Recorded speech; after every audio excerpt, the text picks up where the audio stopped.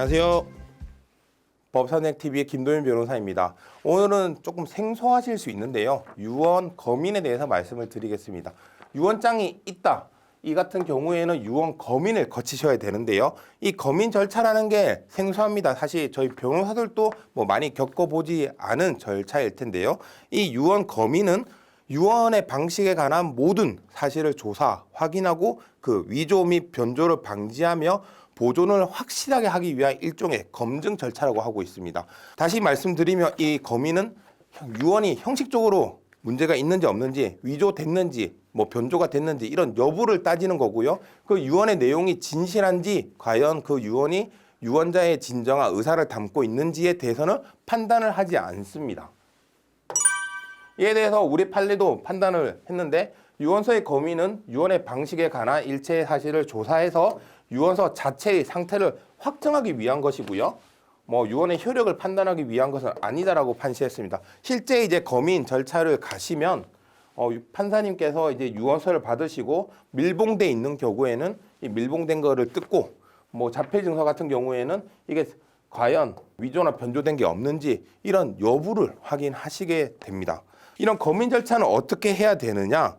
이 거민은 자필 증서나 녹음 또는 비밀 증서의 경우에 인정이 되고요. 공정 증서나 구수 증서와 같은 유언은 인정이 되지가 않습니다.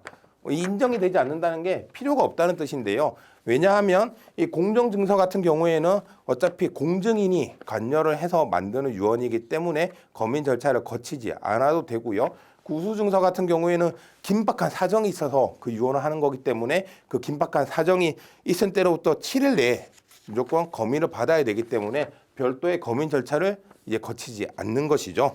네, 이런 거민은 유언의 증서나 녹음을 보관하고 있는 사람 또는 이를 발견한 사람이 그 유언자가 돌아가시면 지체 없이 거민을 청구하셔야 됩니다. 만약에 이 유언장을 발견했거나 보관하고 있는데 이 거민 신청을 하지 않았다. 이런 경우에 이제 상속 결격 사유가 될 수도 있고요. 혹은 이제 다른 상속인에게 피해가 갔다면 손해배상 책임을 질 수도 있다는 점 확인하시면 됩니다.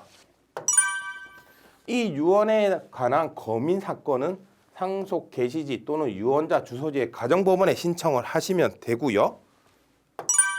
이때 거민을 청구한 사람은 유언장을 제출을 하셔야 되고요. 만약 봉인이 되어 있다면 그 봉인 상태로 제출을 하시는 것이 좋습니다. 결국 이제 유언장에 위조나 변조됐는지 여부를 따지기 위해서인데요. 그러면 법원에서 이제 거민 기일을 정하게 됩니다. 상속인 또는 대리인 또는 이해관계인에게 모두 통지를 하고요. 이제 거민 기일에 와서 실제 유언장이 이제 거민 절차를 거치는 것을 지켜보게 되는데요.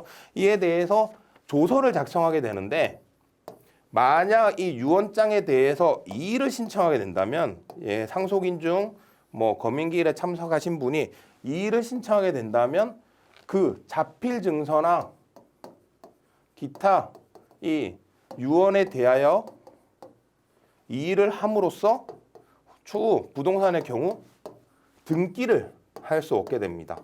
즉 자필 증서에 의한 유언에 따라서 부동산을 상속 등기를 하기 위해서는 이 거민 조서에 이의가 없어야 되는데요.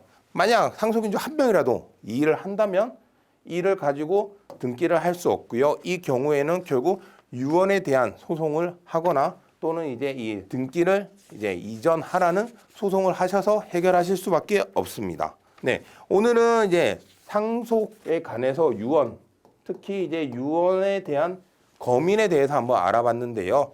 저도 약간 생소한 절차고 아마 이 영상을 보시는 분들도 엄청 생소한 절차일 것입니다. 만약 자필 증서 등에 관한 유언이 있는 경우 저희 법률사무소 율쌤을 찾아주시면 저희가 이 거민 절차에 대해서 다시 한번 상세히 설명드리도록 하겠습니다. 네, 감사합니다.